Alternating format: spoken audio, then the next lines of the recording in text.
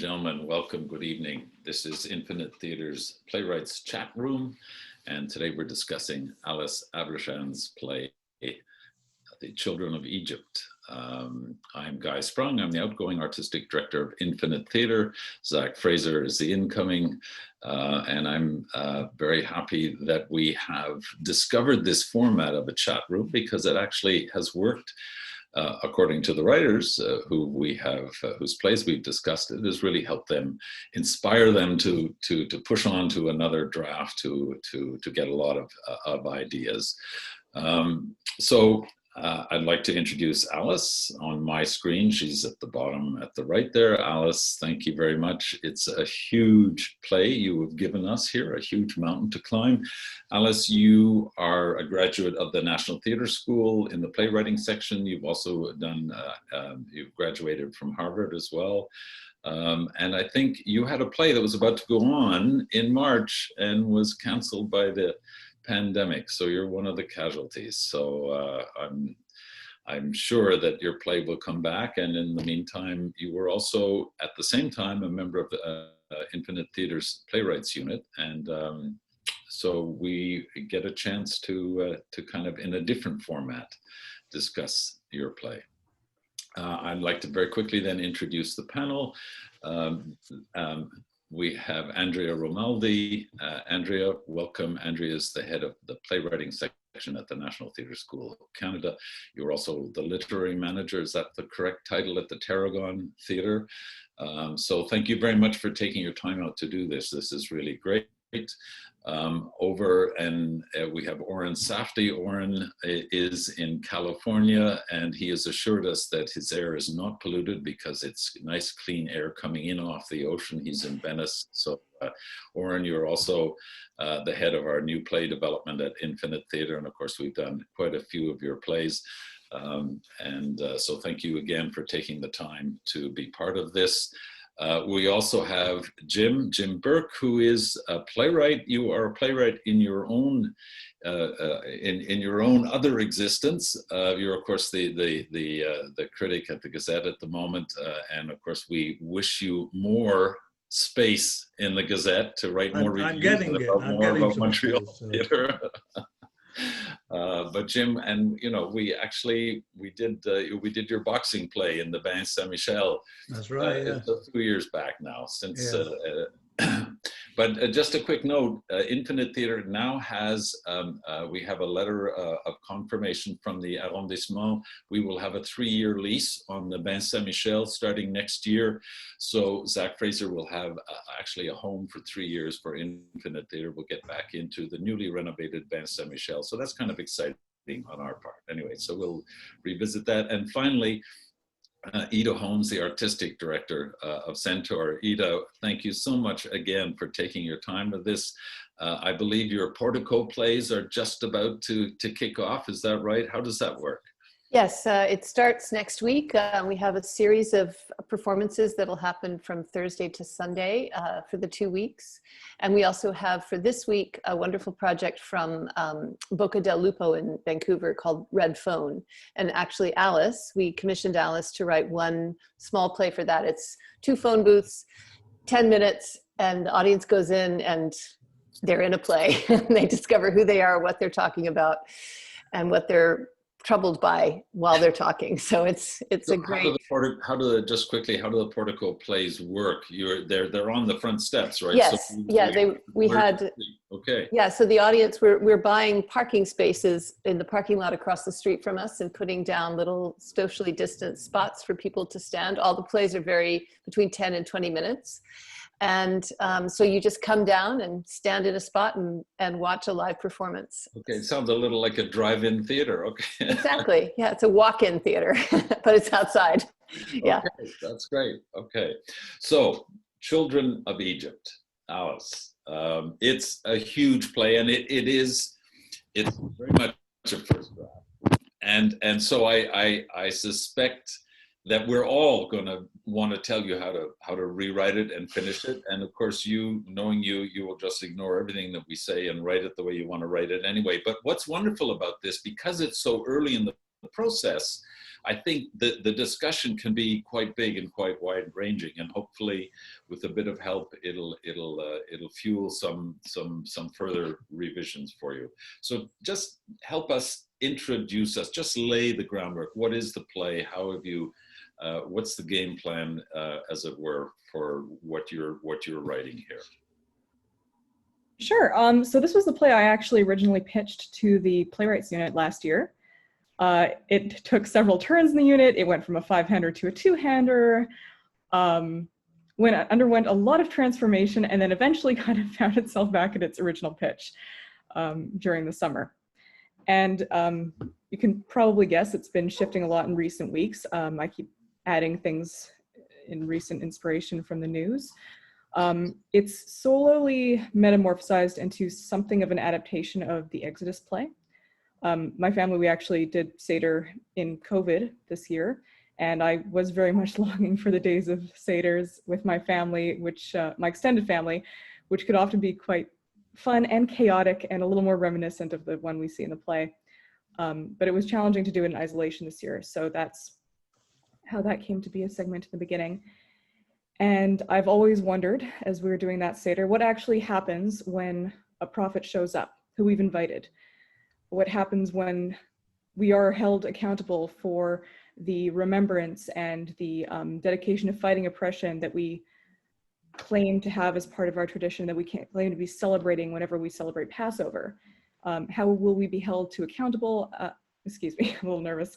How will we be held to account for our dedication to that cause, or our failing to live up to those ideals? And that sort of came to cross with a different play, which was about fighting climate change and how far people would be willing to go and what they would be willing to sacrifice in terms of their relationships, their commitments, their family, their ideals, their jobs, and especially the world that they knew and the privileges that they're used to. And I started to see these characters as children of Egypt, people who know that there is a great doom coming, and often feel quite abandoned and neglected by their elders who've left them to bear the brunt of the plagues, but also knowing that they are probably among the privileged so far, in that they've been able to evade these disasters, and that they've been sheltered, whether by accident of geography or birth, from bearing the brunt of the natural disasters that are coming with the plagues. And sorry, I'm rambling a little bit, but those are some of the inspirations that went into this. And it is an extremely rough draft. It keeps changing. I don't want to give too many disclaimers, but let's just say it's very new. Yeah, there's so much in it, and it's huge, and so I fell in love with it. And just to further explain, so the prophet, in this case Miriam, arrives at the Seder, and we have 4 of the younger generation, and each one has a different take on the crisis that we're going through. So that there is one who's a militant activist, there's one who becomes a politician, there's one who's a kind of eco-friendly teacher, and there's the 4th, Danny, he's got to work, he needs to work because of his family situation, so he's a lawyer who in the end works for the pipeline that is the center of your play. So you laid out, the forces that you've got colliding in this play in a very clear fashion. Does somebody want to kick in terms of the reaction and the structure of the play, or just the material that's there? Oren, do you want to have a go? What were you thinking when you read it? Well, I've never read anything of yours before, Alice. So, some people talk about dialogue jumping off the page, but I have to say, reading your opening 10, 20, 30 pages, I felt like somebody was jumping off the page and grabbing me by the throat and bringing me in. So it was really a great experience to just hear this voice, and it's kind of filled with humor, but it's very cutting, and it's prophetic, and I was really grabbed right in. And I guess we were here a few weeks ago with David Sherman had a play where he had a play that was set all in a diner in the Eastern Townships. And I remember that the characters in that that play, I wanted to follow them outside of the cafe. And with this play, I almost felt like you sort of mentioned that there was a little bit like almost one play and another play, and I did feel that a bit, because I was so invested at the opening scene. And I almost thought of it, I don't know if you know this play, Omnian Gathering, which was a play done in 2003 that was like a Pulitzer Prize finalist, that was about a dinner party that was set in New York, and it was right around 9/11, and we realized all the people that have come to dinner are actually somehow related to this disaster, but it's just a dinner party. And so I wanted to stay there longer, and I almost wanted to stay there for the whole play. When it got into that, to the second part, which I see it as sort of a second part, first of all, it was a little difficult to read, to follow, just because I felt like, I don't know if you intentionally set that up, but there's no ages, there's no sex at the beginning. Some of the female characters have male names. The dialogue is sort of cut in a certain way, and it does make it difficult to read, and punctuation is not always there. So I have questions for you in terms of if that's intentional, and for what reason that would be. So I'm just going to say that to open up, and then I'll pass it on. But I have other things to say, but that's just my intro. Okay, Ida, do you want to follow up on that?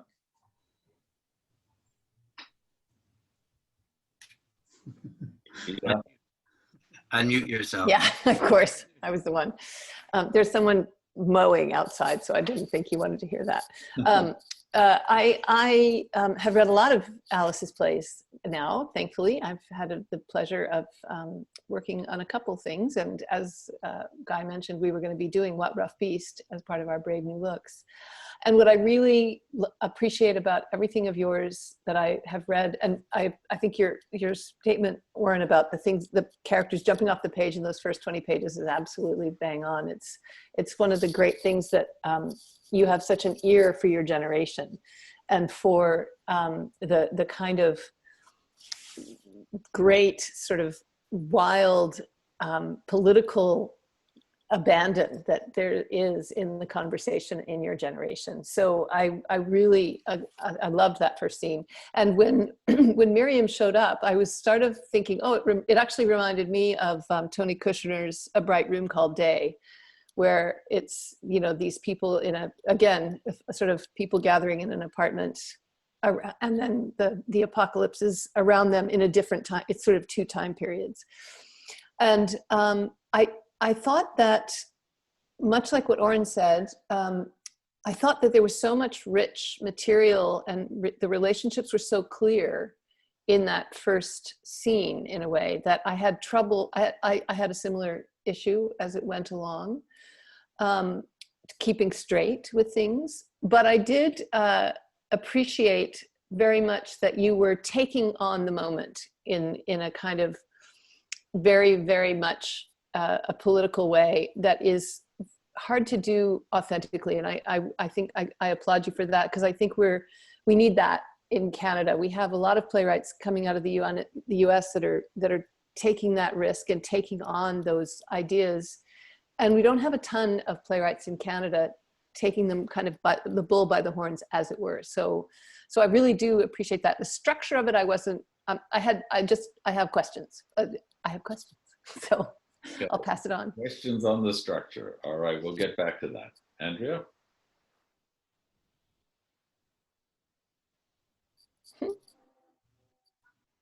Sorry. I think I would second Oren and Ida when they say that the text just jumps right off the page. I think you're one of the most talented young writers I've read in a long time, and I think that you're incredibly compassionate, but also incredibly smart, and you're curious about so many different points of view. I think that for me, I applaud you for taking on the complex politics, but what I would say is, for me, they were extremely familiar. And there's something about, so you'll forgive me, I went to Catholic school, so my knowledge of the Bible is like as a Christian, through Christianity. But the thing about prophets is they see problems that nobody else sees yet. And so I think a lot of what you're addressing in the play are already things that are very much on our radar. The play's presentation of the apocalyptic future is very much in line with what current predictions are, especially in a certain part of the political world. And I think for me, the big question is, we don't actually know what the future is going to look like. And there were many, many times before in human history where we thought that we knew what the future was going to look like, and we knew what we were supposed to do, and we were totally wrong. So I guess for me, I'm wondering if the imagined future is actually something that no one has imagined yet, or that we don't hear about imagined over and over and over again in the discourse around climate or politics. That what the prophet is pointing to is something that is completely not on our radar yet. Andrea, just to jump in there, if I may, the point I think of that first scene is not that it's telling us anything new. It's that those young generation aren't listening, right? And the prophet is basically just trying to get us to do something. This is a call to action, and we actually see the actual, the plagues happening in front of us, including the burning bush. Yeah, but I would say the conception of the world that the prophet, the problems the prophet is seeing are problems that are already extremely familiar to me from the news and are stated with such certainty, when in fact we cannot know what the future is. Like this idea of climate apocalypse, that we know exactly what's going to happen and we know exactly what it's going to look like. In 10 years, it might be something completely different. And so I think that the future, what the vision of the future that the play is proposing, is so in line with things that I've already seen and heard, that I'm hungering for what will surprise us. What about the future is actually what would you propose might happen in the future, Alice, that none of us can know yet? Right. I think that's more what I mean. A bigger apocalypse of some kind. Or no apocalypse at all. And people are still clinging to the idea of an apocalypse coming, and it doesn't seem to be coming. Like, I was reading an article recently about a memo written in the Pentagon at the beginning of the 2000s. And the person who was writing the memo for George W. Bush was writing about, in 1900, you would have thought this about the state of the world. In 1910, you would have thought this. In 1920, you would have thought this. And of course, they were all wrong about what was going to happen 10 years later. And it just reminded me of how much we think we know, how certain we are about where the world is going to go, but in fact that we're not. So I just think there's something in that what if the prophet's view of what we should be doing or the fights we should be fighting aren't the same as ours? And frequently that's what I think happens in the Bible. Just as a quick note, I just got a note in from somebody who's watching that says Andrea's thoughts would provide a dialogue in your part 2, maybe. So let's just I think we hear you there, Andrea. I'm going to jump up to Jim. Yeah, for sure. Yeah, jump up to Jim now. Yeah, there's kind of a consensus building. It seems that people wanted to stay in the Seder, the dinner party in the first part, and maybe it started to get a little bit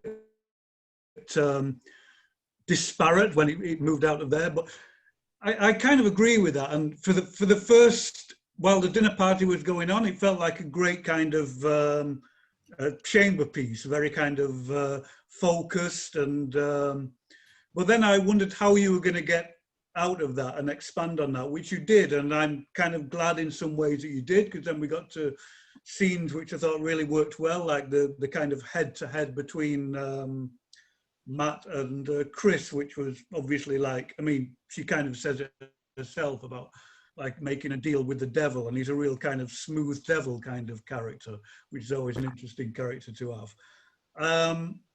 But I just wonder if we could get to a lot of the things you're talking about in the second half, not the second play, but the second half of this play, by using the prophet more, that would kind of in some ways take us out, because there are kind of hints that it's moving outside the naturalistic world where you have a few special effects and the wine and things like that. So I wondered if you could do that more theatrically, but somehow keep it I don't know. I don't want to tell you how to write the play, but there seems to be scope for using that kind of profit to take us out of a real world into kind of imagined worlds without necessarily going into the naturalism that you get in the second half of this play, which sometimes it feels a bit, I don't want to keep using this word, but it feels too naturalistic quite often, in that people are kind of having these great dialectical arguments with each other, but you seem to be kind of limiting yourself to it being naturalistic conversations. And I just wonder if there's a way of breaking out of that so that you could discuss all these things, but not kind of tie yourself down to having to have it sound as though it's realistic conversation all the time, which sometimes you don't, because sometimes you have like the prophet and Miriam kind of speaking directly to the audience, and maybe there's more scope for that. I don't know. When Andrea was talking about the familiar things that, like, I kind of agree with that, in that we got to the point where Chris was telling Matt things that he would obviously know. He obviously knows about climate change, but he prefers to kind of ignore that. So it felt as though quite often characters were speaking to each other, but really speaking to us about things that other characters would know. So I wonder sometimes if it could afford to be a bit more elusive sometimes, and maybe not to spell out the arguments so clearly, which in some ways it's great to have those arguments to spell out so clearly, because there's a lot of really meaty stuff in there. But sometimes I feel it does become a bit, yes, we kind of already know this, and sometimes maybe it sounds a bit like something you read in an editorial sometimes, maybe. But that's not to say that there are, there's great stuff that's in there, and I think the stuff that's in there is also possibly a way out of kind of moving beyond some of the problems that might be there in this early draft, maybe. I don't think, I think the mixing of an Old Testament prophet and a bit of magic and a bit of doom and some plagues into this realistic story, I suspect we're all feeling that that's really works, those two elements together, because they really do. There is, for me, I don't think, Alice, you've necessarily figured out, you've got Miriam front and center in that first scene, but I haven't figured out how she comes back later on. And once or twice she's there, and the phones go off and so on. I couldn't figure out what was she doing there. So how do you see her coming back more often? Or sure. I mean, honestly, that was one of the questions I was going to ask. I think when I say this was a few different plays, I think you can see what one of those plays might have been, which was the whole thing is the Seder Scene. Yeah. And that was an early draft, and it was originally a larger family. And then it kind of got converted into being these 4 young people who really are the children of Egypt. And it was during COVID, and it was the plagues were already kind of here. And one of the debates time and time again was when exactly are we? Are we like COVID 2020, and it's the first time and it's the early days of COVID, and we're dealing with this and still kind of not sure what the future is holding in terms of plagues? Is it 2021, where we've already kind of lasted 1 year and this is settled into something of a new normal? Is it years ago and there's no plague on the horizon yet? We haven't even hit COVID. That was one question that came up a lot. Another was, do we ever need to move beyond the Passover scene? I was initially going for a structure a little bit more like the Crucible, where there's like, I forget off the top of my head, but it's like 4 or 5 kind of scenes that are effectively acts, like really, in which a lot of things would happen and the plot would be moved forward considerably. Yeah. And I was having a little bit of trouble in terms of narrowing the, I think Andrew, I've spoken about this with you, but what the convenient thing about What Rough Beast was that it was all set on one campus. Everyone had a certain degree of power. They were all kind of in each other's orbit already. And so something about the confined space made defining the narrative a little bit easier. And right now, neither the world nor the narrative are operating within any significant constraint. And I think there's freedom in that. Like, I really did have fun with that too, but I would like to pick people's brains about how to build the world, how to strengthen that world, how to cut back, because I don't think we need, every kind of thing spelled out about how we get to point A to point B. The second scene used to be Chris and Matt, and it just kind of jumped right there. Yeah. Needs to be what, sorry? The second scene used to be Chris and Matt, and she's already Deal with the devil. Yeah, she's already in politics. She's already in, like, there's already kind of been that length of time that's passed. I would certainly, I totally agree with that thing of being able to jump much more quickly.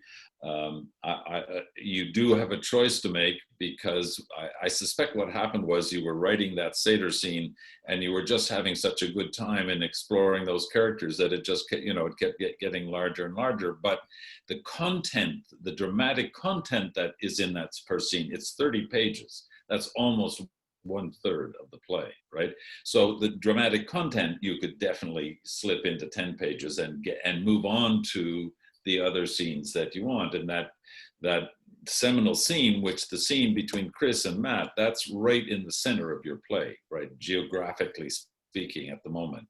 And that's where Chris, in essence, I mean, as far as, from my point of view, she loses it, right? She buys into the big picture, but not necessarily everybody's going to think that, but she's bought by the CEO to accept the pipeline. Right? I'd like to jump in on that. I mean, given this is such an early draft, I don't have any kind of like those kind of things of, I think you need this and not that.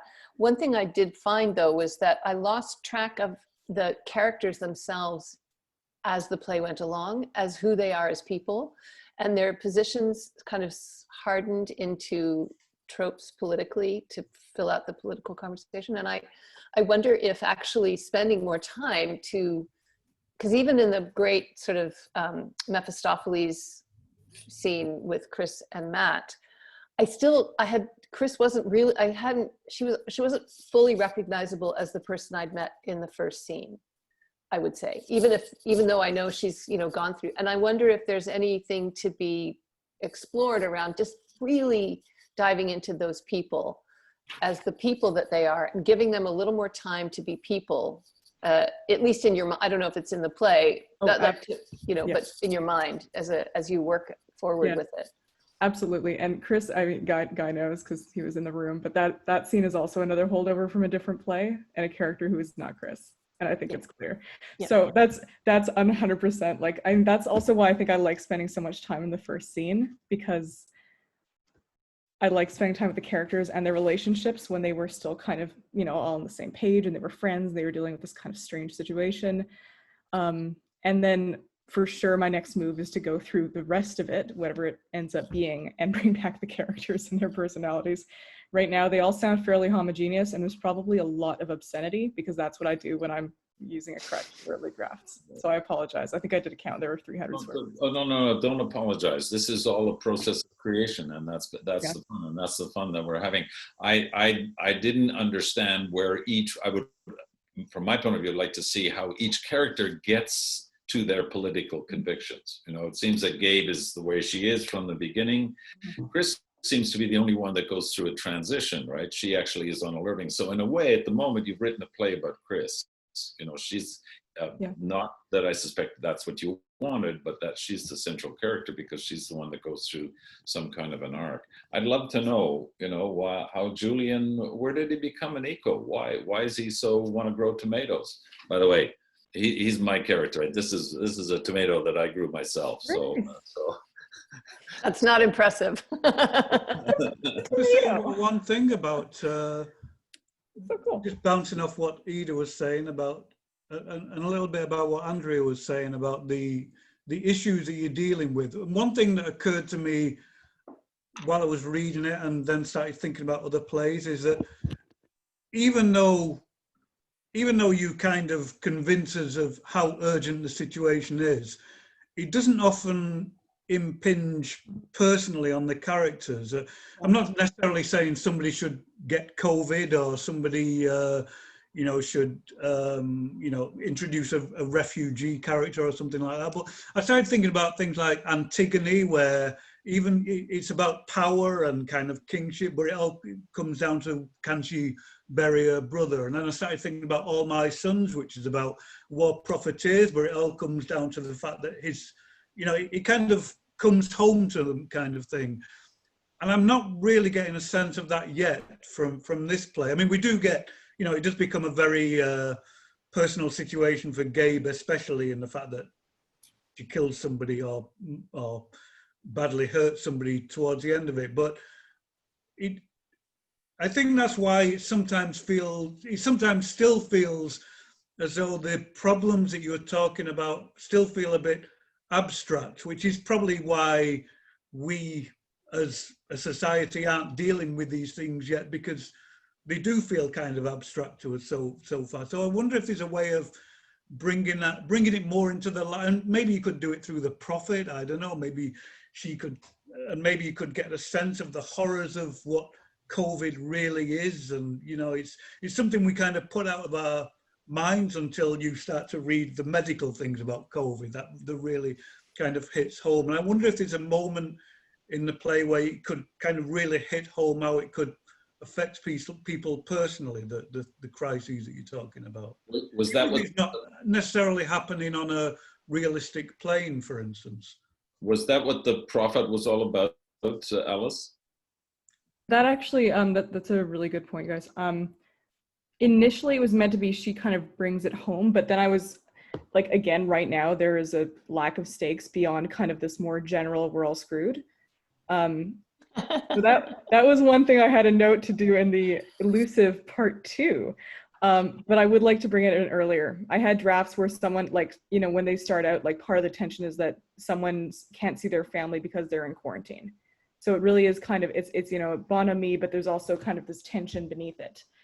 And I think for sure the plagues do need to be brought home, because otherwise there's just no real power in them. It's all just this kind of nebulous thing. And I think that's partly, I agree, that is something that's making it hard to get people on board for climate change, because even when it does claim someone's life, it seems like there's a more immediate cause and people don't necessarily make the causal connection to climate change.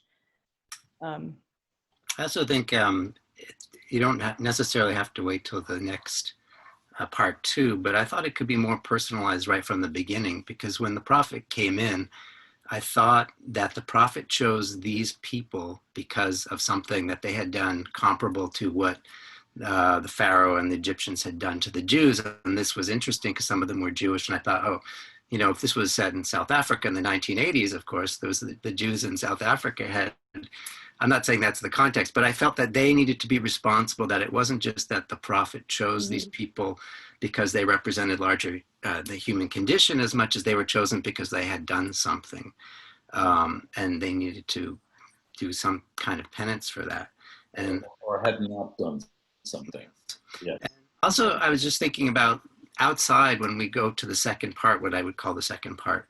A lot of the scenes are sort of because the tension of the beginning is very much in the room, but then when we go to the other scenes, are often in office buildings talking about what's going on outside. So the tension is really outside the room. And I thought you could really, you know, benefit if these scenes are taking place within. I mean, there's ways to do it in theater where you don't need all the people, but just get the sense that they're in the middle of the riots and that we're at these places, because sometimes when we talk about all these things outside of the room, they're not as effective. We don't feel them as much as them just talking about it. Do you have anything that in this are you editorializing? Are you pro-violence, Alice? Are you against violence? Is there something you are trying to are you letting the characters be, or are you trying to tell us something of how we should behave? I mean, I try not to editorialize. It might be a little too editorial right now, but hopefully by the final draft, it'll be a little more ambiguous. Yeah. I see this a little bit as the natural extension to what Rough Beast, in terms of the questions it's asking. And it is like, I was right from a place of uncertainty, and this is me kind of grappling with my own, you know, my own vaunted progressive and liberal values, but at the same time, I am someone who finds, you know, the idea of disobeying the law, civil disobedience, those things naturally intimidate me. I tend to subscribe to authority. And trying to grapple with, like, okay, we say we want dramatic change, that this is a crisis. What does that actually mean in terms of what we're able to sacrifice, what we're able to give up, the systems we potentially need to topple, and how far we need to go and maybe put ourselves in the line of fire. And why aren't we doing that all the time already? Like, what is holding us back? What grappling with my own inertia is where I came from. And in terms of Gabe, she's someone who doesn't really have that inertia anymore. I tend to lean more towards Chris and Tony, sorry, that's his old name, Danny, in terms of who I am. And then, you know, there's also the people like Julian who, you know, and he's for sure someone who bends the law a little bit, like he just kind of sets up illegal gardens wherever he goes until he gets caught and has to move on, but isn't quite as outside the bounds of what, it isn't quite as revolutionary as we would consider Gabe to be, and doesn't risk quite as much in what he does. And I wanted us to hear from all of them. I wanted us to hear, like, I want to be fairly equal in the treatment of them, including Matt. This is something that I'm going to layer in over later drafts, but yeah, I don't know. Do you think there's editorializing at present or ways I can push back against that? Well, I don't know. Does anybody want to jump in on that? Well, who wins in the end at the moment? I think there's a bigger, I think the question actually for my money is, it's editorializing now because the plot's not clear. I think that we don't know, that it's not entirely clear to me what the story actually is beyond 4 young people whose lives take different approaches to the oncoming apocalypse. But that's not really that's sort of a setup. It's not like fully a plot. And so for me, that the story is what's in a kind of, I mean, I know that Chris becomes a politician and Gabe becomes an anarchist, and there's that thing, but I don't know exactly the human story, like what the arc of the story really is. And that's where I say I have questions about the structure, because in some sense they have the same argument over and over again.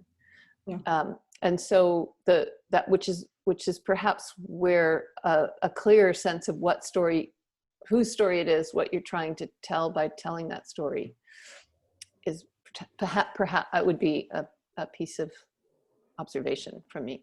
Yeah, I think like, oh, sorry, Andrea. Andrea, go ahead. Okay. Ida, I think you make a good point, and it feels very general in the sense that they're living in circumstances, but I'm not sure exactly what their fight is with each other. Oren, you had mentioned, I can't remember what you mentioned that made me think of this, but I think what I was trying to speak to before in the play is that I really want this play to take up moral questions, not political questions. And especially because you're hearkening back to a Bible story that is very complex morally. There's so many different ways that story can be interpreted. And I think for me, one of the things I kept asking myself throughout the play, and I don't know if this is helpful, but are these people, these 4 characters, are they the slaves or are they Pharaoh? And I think there's something interesting in that, because I think people have very good intentions with respect to their activism. They're things that they really deeply want to commit to, and in many ways they are the underdogs compared to, say, government or corporations. But on the other hand, activism is also a very elite, frequently a very elite enterprise. What I was trying to speak to before is that I think people often, activists are such certainty about what they're agitating for, and such certainty about the future that actually no human being can lay claim to. And there's something so privileged in that certainty, that you can be that certain about something. So I think for me, that's where the tension was for me, is, are these people the Pharaoh or are they the slaves? And who are we in this? Who are, and I feel like the class of people that would be activists roughly overlaps with the class of people who go to theater and do theater. And so for me, that was what the interesting part of the interrogation was, who are we? That's for sure one thing I want to explore, and again, like something to tease out down the line. But I think one thing I do want to look at is that right now it's all over the place, but Chris is for sure down the road to becoming Pharaoh, if not already there. Yeah. Gabe is Moses, probably closest to Moses, except the thing is Moses was raised as the son of the nephew of Pharaoh. He was raised in a position of considerable privilege, and it did kind of help to shield him when he eventually started to push back against the system. Julian and Danny are still a little nebulous there, but in terms of, you know, how much Danny is really kind of kept within and can't really push back against the walls of his job, less so on the side of Pharaoh, even though he's kind of technically the most aligned. So again, something I want to keep playing with, and I think that that is something I want to fuel the tensions between the characters and also the personal tensions, because I agree with you, Ida, right now, like the human story is not there yet. I think partly that's because in the first scene, the tension isn't so much between Chris and Gabe. When there is tension, it tends to be more between Gabe and Danny. Again, something to come back to, but I like right now the two guys don't really have enough to do in terms of their relationship, but I'll figure out that later. But I wanted part of the story to be, you know, can you stay friends when you are on opposite sides of the political divide? What are the ethics of friendship? Because I see that question coming up a lot again and again on my newsfeed and in the news in general. How do we maintain personal relationships when we have political differences? Because a lot of people identify political differences as moral differences. And when there are moral differences, can you maintain a relationship? And at what point do you sacrifice your friendships and your relationships for what you consider your morality, your dedication to the world at large, your own principles? So I think that's one thing that's eventually going to really kind of split Gabe and Chris apart. And right now in the early scenes, that split happens way too early. Like they're pretty much locking horns from the second scene 2 begins. But one thing I want to drop in is that they really are kind of trying to make their different methods work. They are trying to kind of find common ground between them, and then eventually the chasm gets too wide. So I don't know if it, depending on how the second half, if there's a second half, ends up shaping up, we'll see. I also kind of want to see it happen in that first scene a little bit too. And because I think like right now it's not in there yet, but there really are supposed to be 4 different reactions to the character of Miriam. Like there's Danny who's just not having it. There's Gabe who's, you know, pretty in her cups, but at some point we need to see her, you know, the shadows of the person she's going to be, that she's really looking for that purpose, that she's the prime fodder for Miriam to kind of reach, and that's not in there yet. And Chris, who I think is doing that kind of well-intentioned thing, but is also really feeling conflicted about it. And Julian's just pretty go with the flow, and he's really not cautious enough about COVID. If Gabe is Moses, again, like I haven't read the story in a while, and I only know Exodus. So if Gabe is Moses, then wouldn't she kind of just be living an oblivious life of privilege until she witnesses the violence and then ends up killing somebody? That's the other option. That was also right. Like there's something about her where I feel like they're also politically engaged, and they're all actually, I don't find them all that far apart from each other, aside from Matt, but I mean the 4 friends. It's kind of like, you know, when people are really close and really on the same page, they actually find more to fight about. And so I'm just wondering if there's actually more variety in their political points of view, because Chris and Gabe feel they disagree about the means, but that the goal is the same, yeah, roughly the same for all of them, you know. So I guess that's why I bring up, if you're paralleling the Moses story. No, that's true. There was an early draft where Gabe was pretty much just along for the ride of all the protests and hanging out with her friends, and, you know, quite quietly sneaking a flask into them. And then she's the one who, you know, for all the kind of Chris being the noble one and the dedicated one, Gabe's the one who actually steps in to defend someone and is violent when she's called upon to be, which I think might be more dramatically tense in the first half. In your mind, Alice, what is Gabe's background? Where is she from?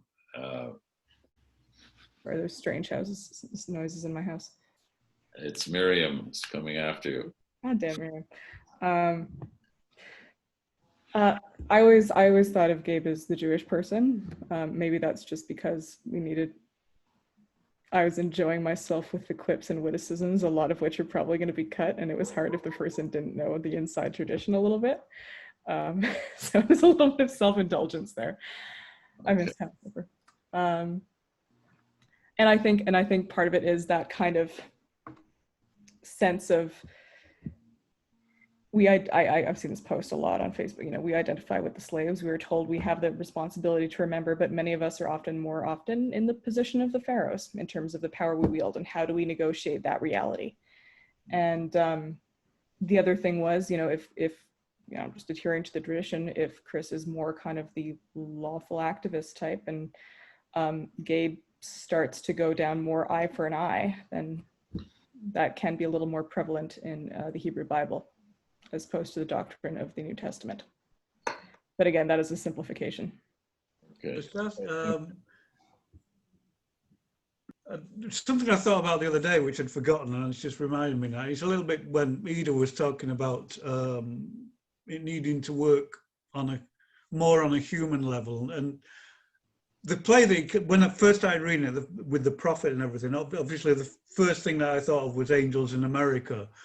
So I was thinking about why that worked, even though it was kind of sprawling, it was very political. And it's because, I guess, at the heart of it is this really passionate love story that's going on, and there's another really dysfunctional love story.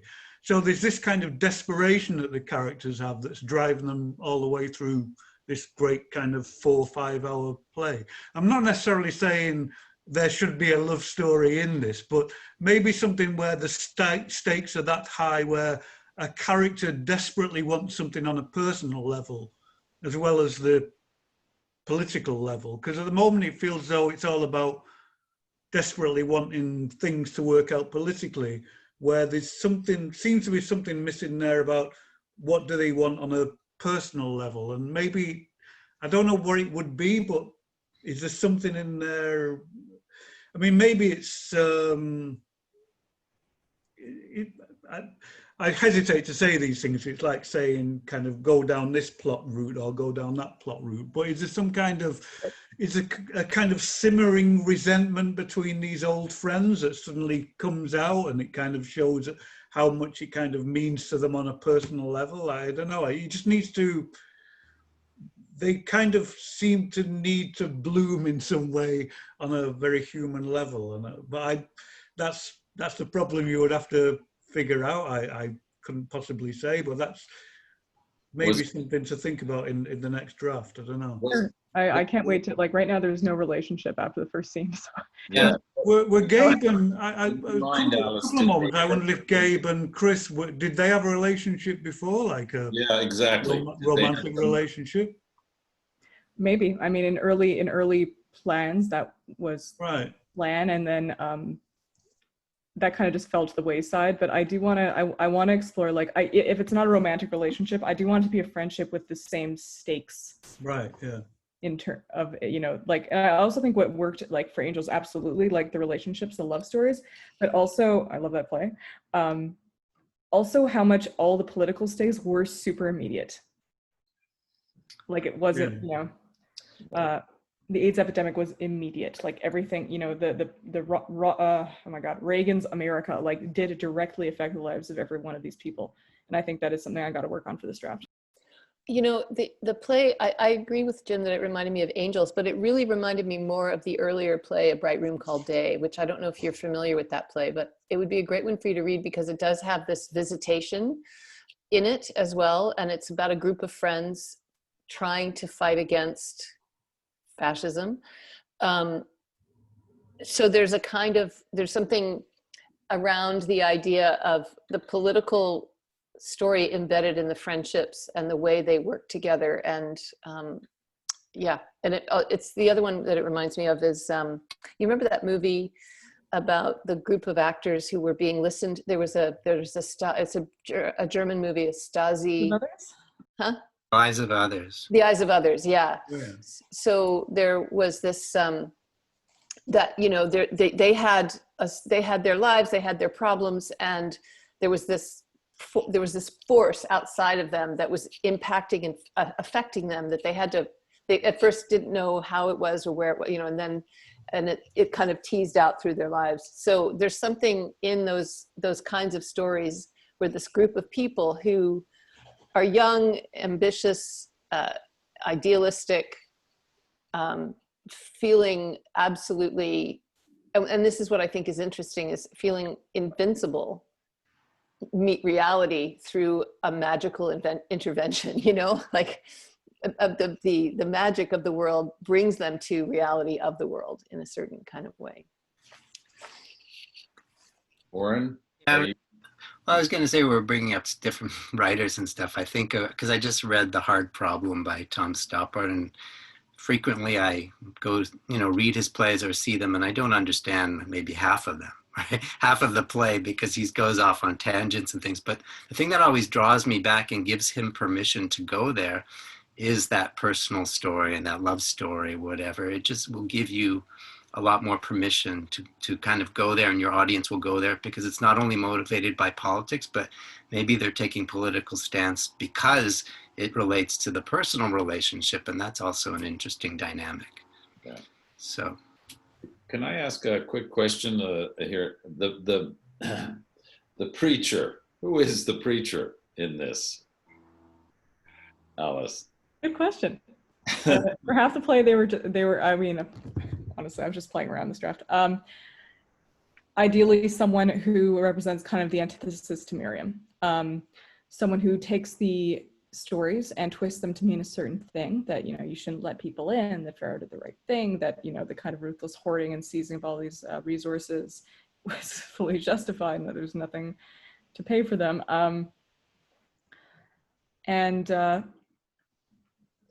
Then it kind of slowly morphed into that person being Chris's opponent, and that this is the person she's trying to beat. And right now the script actually has both of them in there, and I didn't get to phase one of them out.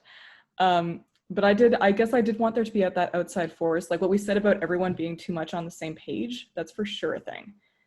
And I wanted us to have a sense of what the external pressures are. Like when Chris says, shoot, I have to make a really difficult decision, if all we're hearing are her friends who are kind of on the same team, we don't see why she's got to act with such desperation to secure that she gets that seat.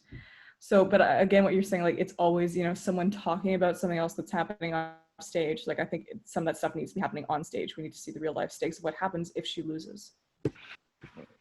Well, in one of the comments that one of the readers, the pre-readers that made, they said they didn't believe Matt as a CEO. I'm just wondering if anybody else shared that take on Matt. It's a little bit of a too easy of a caricature, not tough enough. That's basically what the comment was. Does anybody share that?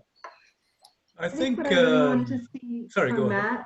What I really want to see from Matt is a viable alternative vision to what was being offered by the activists, right. And not just I'm the devil and I'm playing a trick on you and I'm going to win, but a real viable possibility for the future that he sees and he believes in, and there's a foundation for that.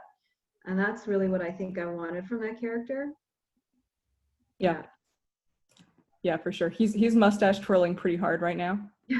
Except for the plants, that's straight out of my diary. But I don't know if it was an influence, but I immediately thought of what's he called? Major Barbara, Andrew Undershaft, is it? The arms manufacturer, the charming arms manufacturer. Yes. Yeah. Huh. Yeah. But I sometimes felt as though he was softening, but then I thought he's softening as a kind of bargaining chip, but he does. I think he goes through more than one level. It felt. For me, I felt like I didn't believe that he had an alternative. I thought he was just duping her, and so I think that was the problem. He was just he was so transparent in a way. Yeah. Whereas I think if he was truly an effective, if he was Undershaft, the brilliance of Undershaft is that he is.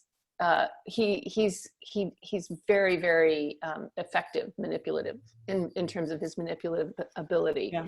And Chris is too smart to have really, unless she like slept with him and then was like, shit, now I need a shower. But I just thought he was a little bit transparent. For sure. Right. I mean, right now he lapses into like monologues that are more akin to the doomsday torrent of Miriam, because next draft.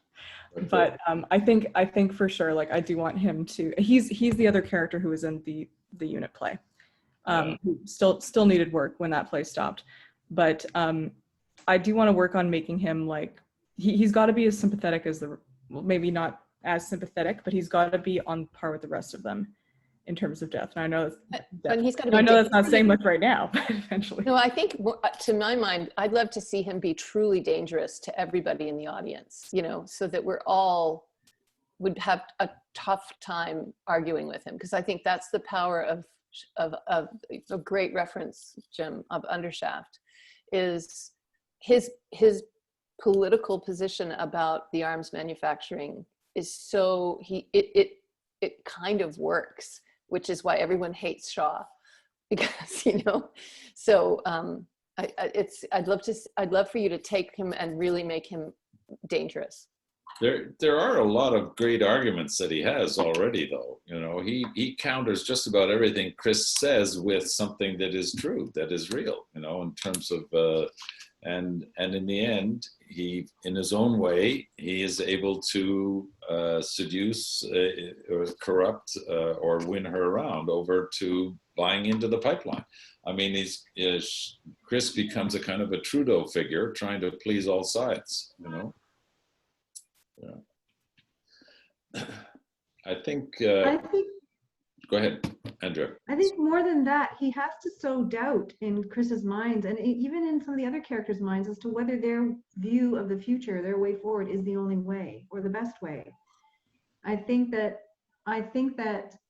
the characters as they're written now are characters that most audience members or many theater goers would probably naturally tend towards. So the compelling thing comes from him hearing an argument that's seductive and interesting, like Ida said, dangerous to the audience members, that we go, oh yeah, that might be, actually I can understand why people think that's the way forward, and why people think that responding to climate change in this way with activism and climate protest is actually not effective.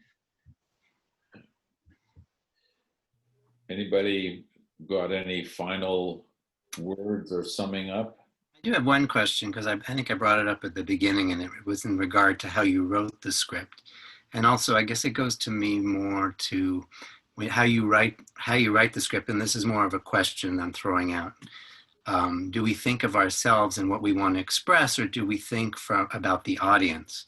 So I mentioned about like how I felt it was a little bit difficult to read the script just because the way you laid it out, and asked you, maybe, I don't know, you can elaborate, because I know there's a lot of new formats coming out, and sometimes it works, and you know, sometimes I had difficulty here. But like, even like I wrote down your last stage direction, and it was Chris sits for a full minute in silence. And I just thought, you know, a full minute on stage in silence is a very long time. And I guess I throw it out to everyone, is like, how much do we have to write with the audience and the reader in mind versus what we want to express in our heads? Could I kind of, I think it's slightly connected to that, but one thing I wanted to say was, you write so many good one-liners, and there are so many of them. It's a bit like Airplane sometimes. You kind of throw in so many out there, and some of them you'll probably get rid of in the end, but there's so many of them there. But I sometimes feel you can be more confident with them. Quite often you're signposting, there is a joke, like you'll have somebody make a joke, then say, oh, sorry. But maybe when it gets onto the stage, it gets onto its feet, those might be kind of directorial touches where it's just a little bit of body language that tells us it's a joke. Or sometimes you can afford to slip over a joke without necessarily the audience knowing that it's a joke, and maybe just go through it and sometimes think, is it necessary to tell us that that's a joke? Like things like where you say, I can't remember all the ways you do it, but there are many ways that you're kind of saying, this is a joke that this character has just said. I think you can have the confidence to not tell us that the jokes. I think we're all agreeing that it's an amazing piece of writing, and I think it seems to be there's a consensus that you have laid out your territory, the politics of it. You've got incredible political arguments going on, and we're looking to root those in people, in the characters more. But for a first draft, that's what you've done. You claimed your territory, and now you have to plant the tomatoes, as it were. So Thank you, Alice, very, very much for this, for letting us discuss it. Thanks for letting us read it. And I hope this has been of some help to you, and you can nudge into the future with it. Thank you. This is extremely helpful. Thank you all. Thank you. Okay, bye-bye. Shana Tova. Shana Tova. Yeah. Shana Tova.